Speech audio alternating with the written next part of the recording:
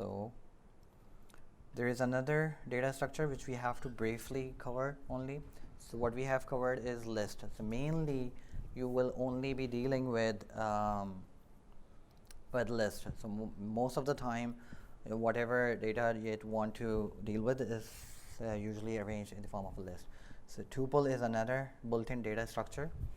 It is similar to list, but it is immutable. So main difference between list and tuple is that list is mutable, which means we can change the value, we can remove, we can add a new value, but in tuples we cannot do that. Any of these elements cannot be changed once a tuple is defined. So application of tuple could be like storing the coordinates on a map. So for example, Yukon Stanford has a specific coordinate on a map, okay, and this is not going to be changed ever. So this is something we are going to store it in the form of tuples.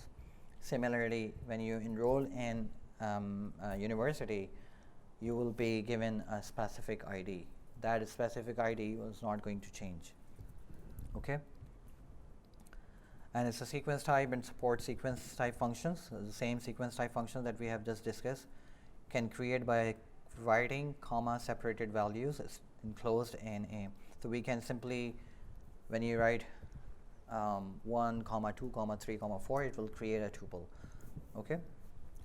If I enclose these values in square brackets, it will be considered as what? A list. Okay. You can also create a tuple with the help of parentheses. Okay. So usually it's the best. It's good that you enclose the values in parentheses because it's make more clear that this is a tuple type data. Okay. So when you see a data enclosed in square brackets, it means it's a list. When you see a data enclosed in parentheses, round brackets, it is a tuple. Okay. It's not commonly used, as I mentioned, compared to list, but preferred only where the values are not required to be changed, and the examples I have already given you.